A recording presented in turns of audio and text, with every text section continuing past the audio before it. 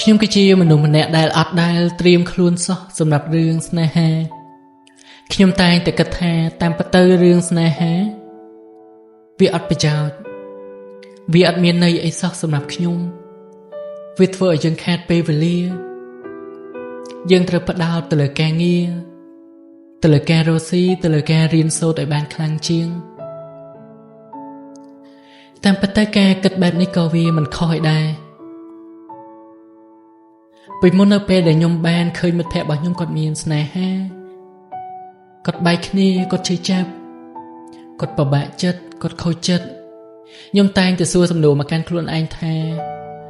គ្រាន់តែរឿងស្នេហាប៉ុណ្្នឹងហ្នឹងហេតុអីក៏ធ្វើជាវេទនាម្ល៉េះ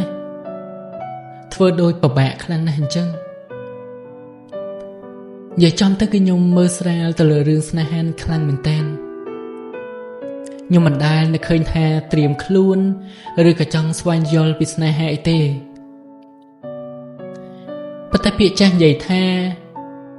នៅពេលដែលស្នេហាមកដល់យើងអត់ធ្វើអីសោះយើងនៅតែសុកក៏ស្នេហានឹងវារត់រមកយើងដែរយើងជួបវាដោយឯងអត់ចំណាយកម្លាំងអត់ចំណាយពេលវេលាតទៅសោះខ្ញុំបានទទួលយកស្នេហាមួយនឹងទាំងដែលអត់បានត្រៀមខ្លួនទុកមុនទាំងដែលអត់បានដឹងថាខ្លួនឯងត្រូវមានស្នេហាចង់បានដៃគូប្រភេទម៉េចតើស្នេហារបស់មនុស្សពីរនាក់គេស្រឡាញ់គ្នាគេត្រូវចែកពេលវេលាឲ្យគ្នាបែបម៉េចគេត្រូវរៀនយល់ពីគ្នាបែបម៉េចគឺខ្ញុំអត់ដឹងអីទាំងអស់ខ្ញុំដឹងថាអូស្នេហាមកដល់ហើយ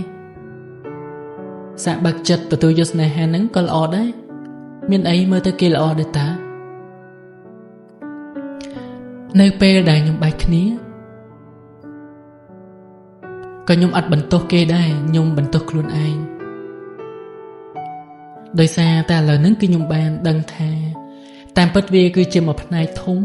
បដាលមកពីខ្លួនខ្ញុំផ្ទាល់ដែលខ្ញុំអត់បានសិក្សាស្វែងយល់ដែលខ្ញុំព្យាយាមចង់បានតែពីគេ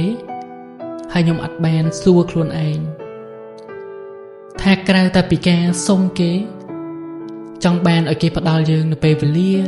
ផ្ដល់ឲ្យយើងនៅការស្រឡាញ់ការយកចិត្តទុកដាក់ការសួរនាំយើងមានបានសួរគេអត់ថាតាមពិតទៅគេមានបន្ទុកអីខ្លះគេត្រូវដោះស្រាយអីខ្លះគេត្រូវជួបជុំគ្រួសារបងប្អូនមួយសប្តាហ៍ប្រហែលដងគេហត់អត់គេអស់កម្លាំងអត់យើងអត់បានសួរសំណួរនឹងខ្លួនឯងអញ្ចឹងហើយបានធ្វើឲ្យយើងតែងតែគិតថាគេអត់បានផ្ដល់ក្តីស្រឡាញ់ឲ្យយើងគ្រប់គ្រាន់ទេគេអត់ល្អទេ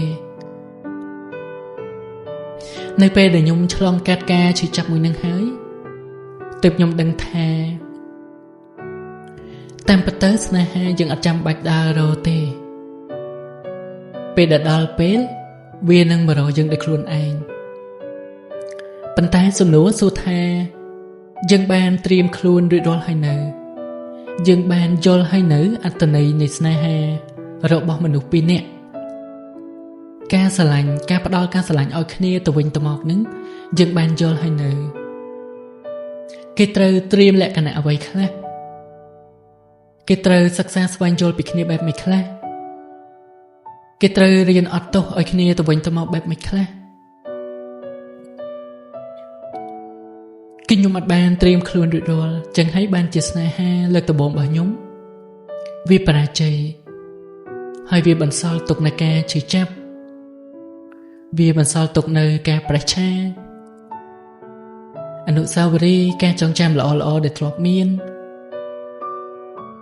វាបានកន្លងហួសទៅហើយវាបានបន្សល់ទុកជាអតីតកាលជាការចងចាំបកត្រឡប់ទៅក្រោយវិញខ្ញុំគិតថាបើសិនជាខ្ញុំបានត្រៀមខ្លួនត្រៀមលក្ខណៈឲ្យបានល្អប្រសើរជាងនឹងប្រហែលជាអ្វីៗវាអាចល្អជាងនឹងយេគ្រាន់តែជាការគិតប៉ុន្តែបើសិនជា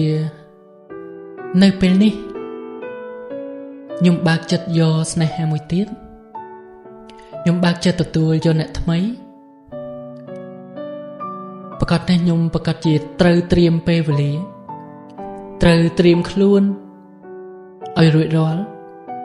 ត្រូវស្វែងយល់ពីស្នេហាសិនត្រូវស្វែងយល់ពីដៃគូរបស់ខ្ញុំសិនថាគេគឺជាមនុស្សប្រភេទម៉េចថាយើងត្រូវយល់ពីគេបែបម៉េចពេលដែលស្រឡាញ់គ្នាយើងត្រូវបែងចែកពេលវេលាគ្នាបែបម៉េចមានរឿងច្រើនទៀតដែលខ្ញុំត្រូវសួរមកកាន់ខ្លួនឯងសិនមុននឹងខ្ញុំទទួលយកអ្នកថ្មីដូចនេះហើយនៅរាត្រីនេះគឺមានតែប៉ុណ្្នេះឯងសម្រាប់អ្នកដែលខូចចិត្តអ្នកដែលបែកបាក់ស្នេហាយើងកុំបន្ទោសគេកុំកុហកខ្លួនឯងថាតាមពិតទៅគេមិនល្អខ្លួនឯងល្អគេមិនស័ក្តិសមនឹងយើងតាមពិតទៅវាអត់ខុសទេដែលយើងគិតបែបហ្នឹងព្រោះយើងឲ្យតម្លៃមកលើខ្លួនឯងច្រើនយើងចង់ផ្ដោតតម្លៃកុំឲ្យគេបំបាក់តម្លៃយើងកុំឲ្យគេមើលងាយយើងប៉ុន្តែតាមពិតទៅយើងគ្រាន់តែដកឃ្លាបន្តិចហើយយើងគិតមកខ្លួនឯងទេថាតាមពិតទៅវាបណ្ដាលមកពីបញ្ហាមួយចំនួនជាកត្តាដែលបណ្ដាលមកពីខ្លួនយើងផ្ទាល់ក៏ថាបានបើត្រៀមរួចរាល់ហើយ